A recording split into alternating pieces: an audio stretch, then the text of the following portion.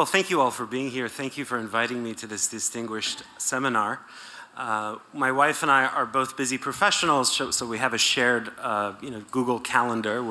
We're trapped in the two-income trap, so we have to do these things. And so I usually apprise her of where I'm going, and I wrote down for this event, I wrote, speak at Hillsdale. It was only when the event was drawing close that I mentioned that, oh yeah, it's actually in Palm Springs.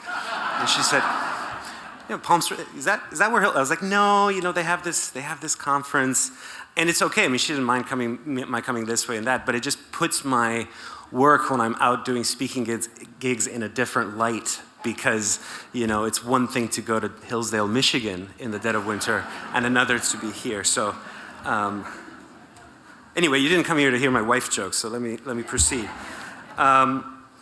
I was asked to address the conservative divide over Drag Queen Story Hour, and I will address that divide, but I'll also push us beyond it.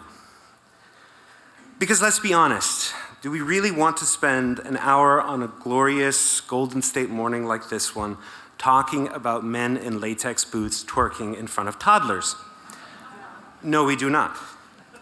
Hillsdale's choice of topic, though, no doubt had to do with the dust-up I created a few years ago after publishing an essay in First Things magazine headlined "Against David Frenchism."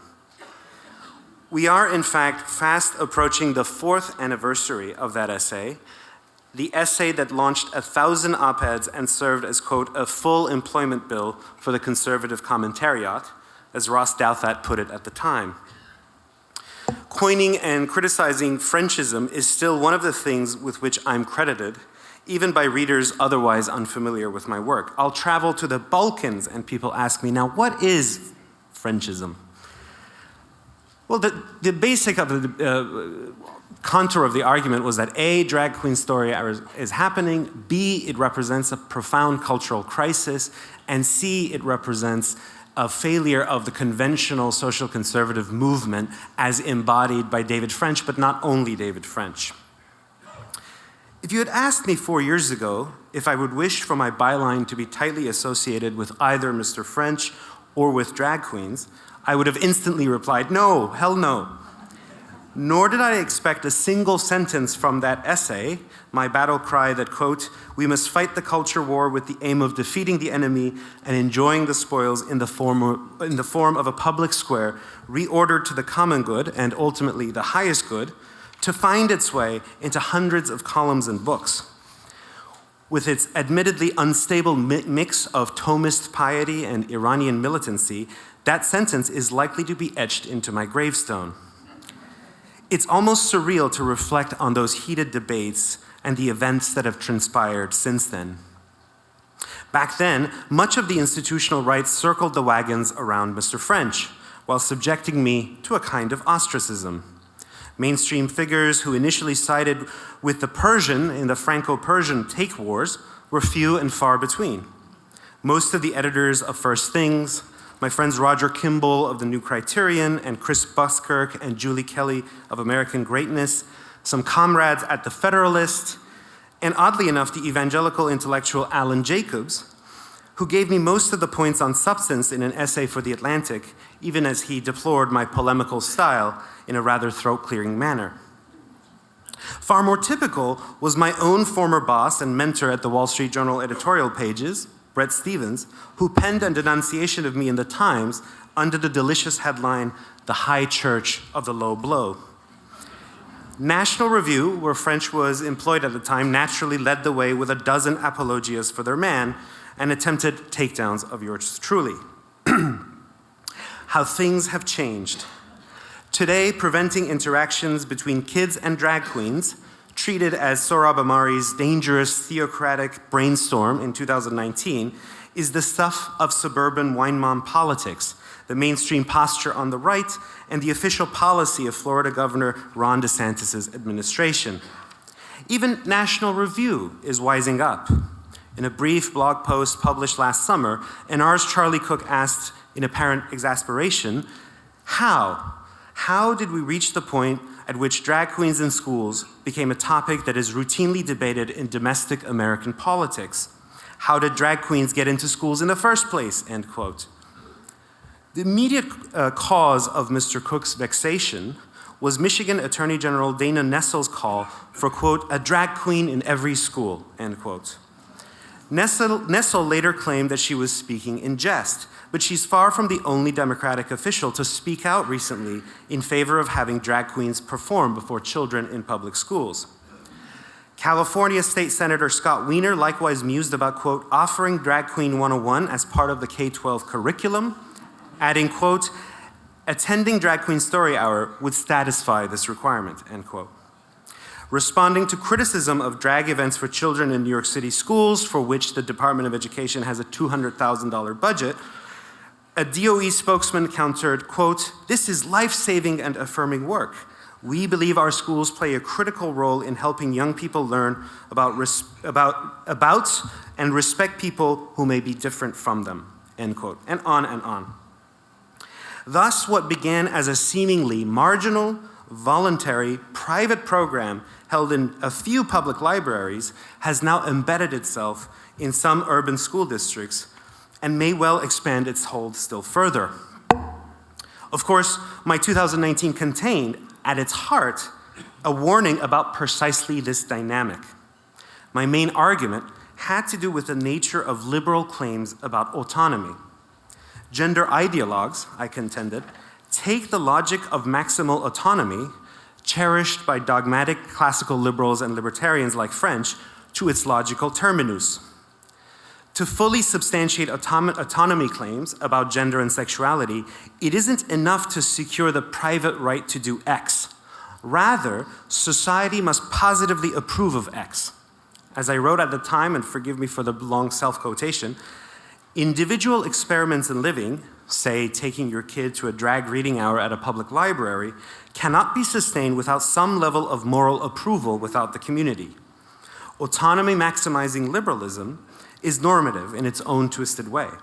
Thus, it represents the interiorization and fulfillment of French's worldview.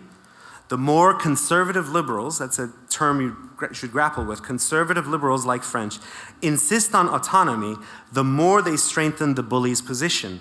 This far with autonomy, they insist, and not any farther. But why should the other side stop? Why shouldn't this new aggressive vision of maximal autonomy overtake the old? Now, this line of thinking more or less answers Mr. Cook's questions posed 3 or 4 years after the Frenchism brouhaha.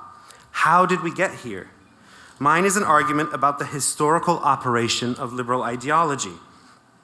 Liberalism always begins by asserting a private right to deviate from the communal norm, but it never stops there. Gradually, the private deviation comes to swallow the public, so that the deviation becomes the norm and the norm deviant. In 2019, when I published Against David Frenchism, we were at the private right stage of liberal ideology with respect to drag queens reading for kids. At that stage, NR doubled down on libertarian bromides about viewpoint neutrality and free speech, while poo-pooing concerns about the rise of DQSH. In his initial response to my broadside, Mr. French championed liberal neutrality as the guardian of both Christian groups and drag queens. Later, he went further, telling the New Yorker magazine in a joint profile of the two of us that, quote, the fact that a person can get a room in a library and hold drag queen story hour, that's one of the blessings of liberty, end quote. His colleagues Rich Lowry, Jonah Goldberg, Kevin Williamson, and many others rushed to his defense. Autonomy maximizing liberalism remained unquestionable, even as events continued to reveal its culturally acidic tendencies.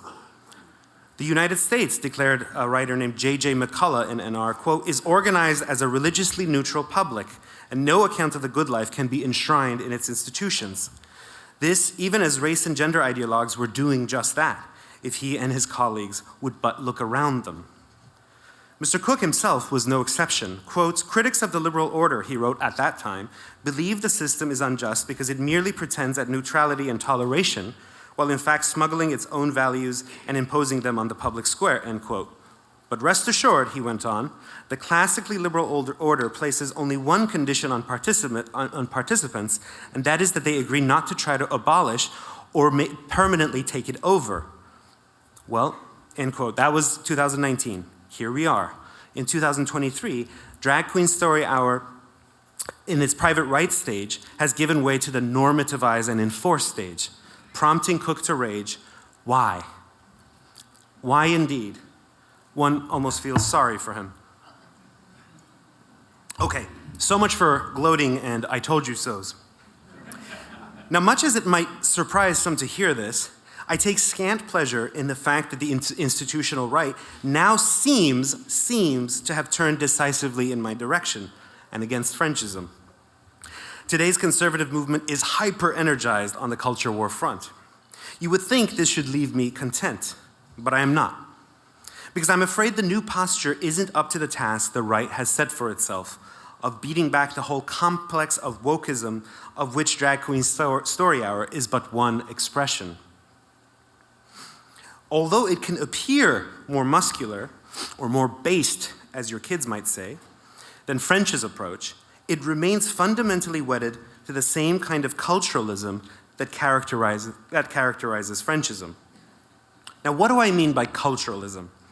Culturalism is a tendency to silo cultural phenomena from the material conditions that serve as the substrate of culture, conditions that structure ordinary people's cultural perceptions and their experiences.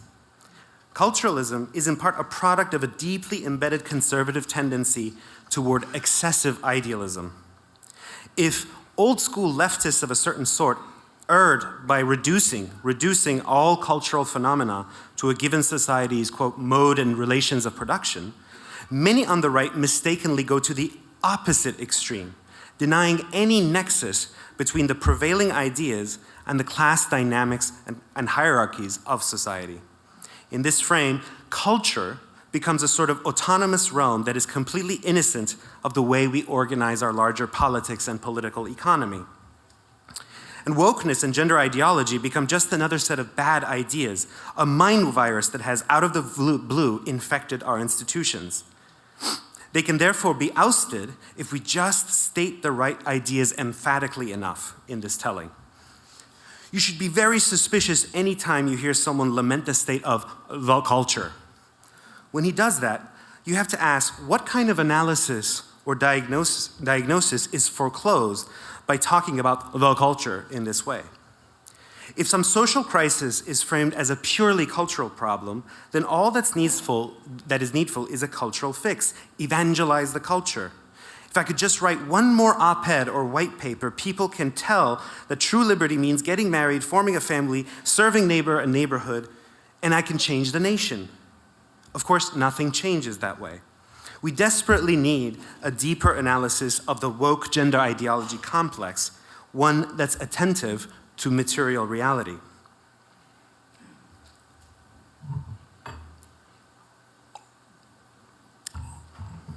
Now, my own first encounter with the complex of ideas and practices now known as woke came when a much younger version of myself was about to embark on his first job out of college. The year was 2005. The scene, a giant auditorium in Houston, Texas, where hundreds of recent college graduates had gathered for a lesson in diversity, community, and leadership. At 20 years old, I was the youngest of the bunch.